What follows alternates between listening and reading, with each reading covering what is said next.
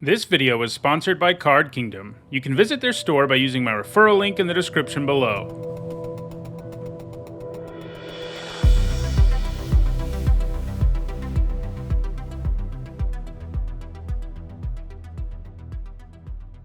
Hi everyone, I'm Nitsa Hone, and today is Sunday, and that means it's time for Nitsa News. At least this week it does. You know, I originally intended this series to be a weekly vlog series where I talk about Magic news, but there just isn't always something I feel like talking about, but there is this week because we got a bunch of information about our next set, the Brothers War. So in this video, I'm going to talk about all the news we got this week, including important dates, some of the preview cards, and stuff like that. So, yeah, Brothers War is our next set. It follows the story directly from Dominaria United. It's about Teferi and maybe some others. We don't know the whole story, obviously. Going back in time and trying to find a way to stop the Phyrexians, basically. And they're going back to the Brothers War, which is cool. You know, the Antiquities, one of Magic's earliest sets, told the story of the Brothers War the first time, but now we're going to go back in time and see that history changed, most likely. Yeah, it looks like a cool set. It's going to be an artifact-heavy set. It's about a battle between two brothers who are artificers, so we're going to see a whole bunch of artifacts. So before we jump into looking at some of the cards and stuff we've seen so far, let's look first at important dates so that we know when things will be happening. So we already got one stream from Wizards introducing us to the set and some of the, early look they give us. Preview season has not officially started. It was just sort of, as usual, we got sort of a preview of what we'll see, and then like a month later is when preview season really begins. So yeah, we got some information already about the set. On October 4th, there's going to be a 30th anniversary kickoff stream. We don't know exactly what that is, but the fact that they have it here means they're probably going to show us a little more about the set on October 4th, and that's just like less than a week away. So that's what comes next. Just like they did with Dominaria, we're going to do the story for the set first, which will come out October 20th to 26th. There'll also be, a Building Worlds panel on October 20th where they talk about some of the set's flavor. And then the debut video and previews officially begin on the 27th. So that's when things really kick into gear and we'll be entering into preview season. Then Magic 30 is held from October 28th to 30th. This is a huge event in Las Vegas. Already sold out, but apparently they're going to show us a bunch of previews there, which is going to be cool. The World Championship is there. There's a lot going on. And then previews continue all the way through November 4th. These dates are kind of interesting because we'll know more when they give us the list of who got previews and when they'll come out. But November 4th is a Friday, and usually the last day of preview season is like a Thursday, and then the card gallery drops that Friday. So I don't know what that means. If maybe we won't see the full card gallery until the following Monday, we'll know more later. But, that does matter for me sort of planning when I'll be doing my set review, and we'll get more information later. Then another thing they're doing that's cool this time, which they did, I think, in Capenna too, is in-store pre-releases will be before Magic Online and Magic Arena has this new set, which is great for local game stores. So yeah, that'll start on November 11th. And then Arena and Online don't get it until the 15th. And that's when things really kick off. And the official release date is the 18th. So those are the big dates as we know them now. It looks like a pretty reasonable preview season to me, not too stretched out, not too short. And I like that it's still a ways away before we really kick into it, which is good because we just had like all these sets and things. I ignore unsets and various other sets that have come out lately. So for me, I don't feel the most overwhelmed, but I know some people are really compelled to follow all the preview seasons. And if you're doing that, you probably feel pretty overwhelmed right now. So I advise not paying attention to sets that you don't really care about, but I guess some people care about everything. So, yeah. So those are the important dates. Let's dive in now and just take a look at the few preview cards they showed us. As usual with this sort of debut stream, they showed us very few cards, but they're, of course, sort of chase cards that tell us a lot about the set. So let's start right away with Urza, Lord Protector. That's right, we got another Urza card, and we have him early on in life, relatively. He's not a Planeswalker yet, is the point. He's a 3-mana 2/4 Human Artificer, Mythic Rare. Artifacts, instants, and sorcery spells you cast cost 1 less to cast. That's a nice reduction effect. But then things get really interesting because you can pay 7 And if you control Urza and an artifact named the Might Stone and Weak Stone, you exile them and then meld them into Urza Planeswalker. So, melding's back. It showed up in one of the Shadows over Innistrad block, one of those sets, and it was kind of a dud. There was Brazella, which was pretty cool. But there were like 3 cards with it. They didn't go very hard on it at all, even though the idea is cool. And basically the idea is you take 2 cards and flip, they're both double-faced, flip them over and they make 1 permanent. Again, that's like what Brazella was. And that's what we get here. We have Urza as a regular guy.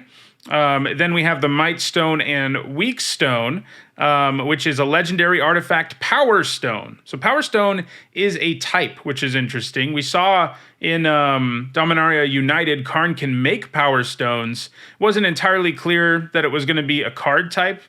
It might sort of be like Treasure, where mostly it's tokens, but there are cards with the type, but that's interesting. And when it enters the battlefield, you choose one. You either draw 2 cards or a creature gets -5/-5, and you can tap it to add 2 colorless, but it can't be spent to cast non-artifact spells. So that's sort of the Power Stone limitation. So these 2 cards on the face of them are both pretty good and limited. 5 mana to give something -5/-5 at sorcery speed, or 5 mana to draw 2, definitely not great. But okay, and this format's going to have a lot of artifacts, and then Urza has decent stats and reduces the cost of things. Individually, they're pretty nice cards. They're not incredible, though. However, what is incredible is if you ever manage to meld these, which is going to be a big ask, you end up with a crazy powerful Planeswalker, Urza Planeswalker. So he has a static ability. I don't even know if it's technically static, but an ability that's not a loyalty ability that lets you activate an additional loyalty ability each turn on Urza. So you get to use any of these twice every turn, and they're all really strong. The +2 artifacts, instants, and sorceries you cast this turn cost 2 less to cast, and you gain 2 life. The +1, draw 2, then discard 1. The 0 is create 2 1/1 colorless soldier creature tokens. The -3 exiles a non-land permanent, and the -10 says artifacts and planeswalkers you control gain indestructible until end of turn, destroy all non-land permanents. So you have to do a lot of work to make this, but obviously he's completely absurd. All the abilities are really good, especially because you can use any 2 of them. You can exile 2 things right away when it transforms. You can make 4 1/1s. You can make, draw some cards, and you can mix and match. You don't have to use the same one twice. So that's pretty cool. And then the ultimate is one of the more absurd ones we've ever seen. And it should be, because first you have to have both these permanents, then you have to have 7 mana to actually make this happen. And then once you do end up with Urza Planeswalker. One thing that's notable that I just noticed looking at these is that you can actually use the Power Stone mana to pay for the Urza ability. So if you had the 5 to cast it, on the next turn you can theoretically meld them together. So that's pretty cool. I think we can expect to see a Mishra version like this. I hope they go a little harder on it here than they did in Shadows over Innistrad or Eldritch Moon. It was one of them. Because it's very forgettable that it was even in that set, because I think it literally appeared on, I know it was on a pair of commons and a pair of mythics, and I feel like maybe it was on a pair of rares too, but it just was barely there, and hopefully this time they go a little harder on it. It's a cool mechanic. Sure, it's hard to pull off, and, especially in limited, unless they give you a couple commons that can do it, you're not going to do it much. In terms of constructed, I think it seems a little too difficult to make all of this work, in formats like standard and stuff. Like, you're very vulnerable to disruption, and the things you get when you don't get Urza just aren't that great. But we'll see. The payoff is insanely strong, and the 2 permanents that you need are good. So it could definitely happen, but I'm not super confident how good this will be, in competitive Magic. They also showed us 4 other preview cards. One of them is white, and it's Recruitment Officer, which looks like an amazing 1-drop for white aggro decks. 1 mana 2/1s are always a good place to start. They they pretty regularly see play, even if they have an ability that you almost never use. And this has one that you can actually use. You can pay 4 and look at the top 4 cards of your library, reveal a creature card with mana value 3 or less from among them and put it into your hand, put the rest on the bottom of your library in a random order. So early you have a great 1-drop, and then late you have a powerful mana sink ability that draws you cards. It's sort of like there was a werewolf that was, had 2 sides, of course, and the front side was a 2-mana 2/2 who could pay mana to sift through your deck, and this is kind of the same thing. That werewolf was really good, especially in standard, and I can't really see a world, unless aggro is completely awful, but that's unlikely. I can't really see a world where the officer isn't part of decks like that. And in limited, it's a great card because, early it can get in for like 4 damage, and then in the late game you have a pretty good mana sink. You do need a decent number of cheap creatures, but that's not a huge ask. We've also got a white card in Surge Engine. This is another card that sort of has a level up like effect. In other words, you pay mana and it does, it changes what it is. Sort of like the Phyrexian Sleeper that we just saw. This one's a 2-mana 3/2 with Defender. Not great. But you can pay 1 blue and it loses Defender and gains this creature can't be blocked. Already for limited, that kind of makes this a 3-mana 3/2 that can't be blocked, which is amazing. So, if we stop here, we're looking at a card that's very, very good and limited. So I think it's safe to say, as we read these next 2 things, it might be a bomb. So you can pay 2 generic and a blue, and it becomes blue and has base power and toughness 5/4. So not as big of an upgrade as losing Defender and becoming unblockable, but now it hits even harder. And then you can pay 4 generic and 2 blue to draw 3 cards. And you can only do that once, but, So, you play this thing early, you can trade it off if you have to. Then it turns into a really big problem. This looks real powerful for limited, and I'm glad it's at Mythic because this sort of unblockable creature that's difficult to interact with that can come down on turn 2 is kind of a nightmare. So I'm glad we're not going to see a ton of it. It depends on how good artifact decks are, but I have a feeling they're going to be pretty good in the new standard. So I wouldn't be surprised if Surge Engine is relevant there too.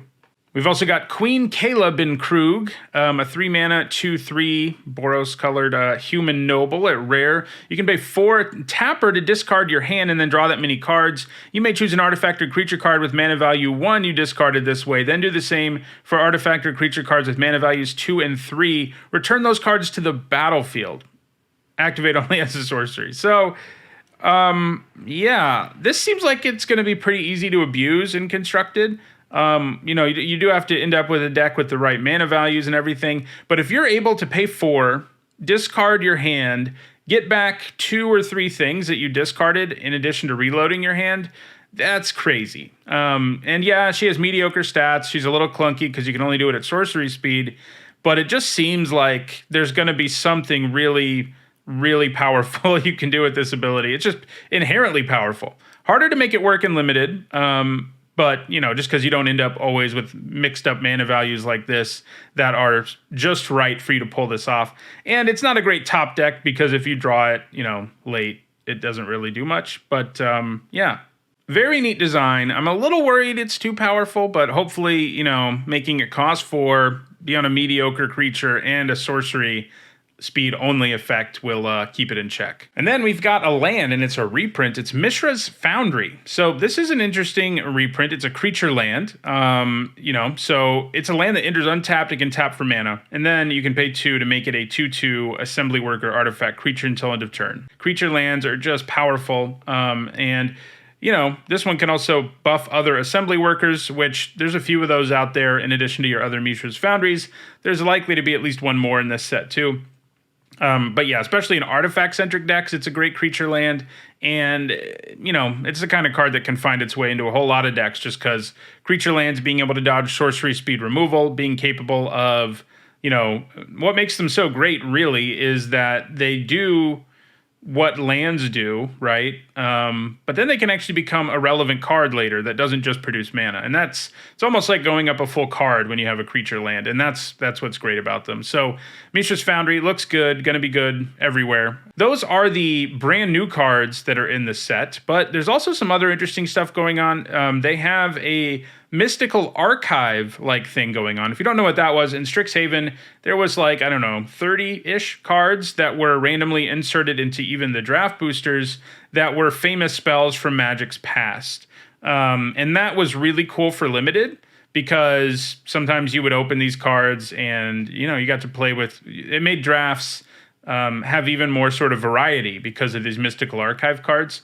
And that's what they're doing here, except as you would expect, it's about famous artifacts from Magic's past.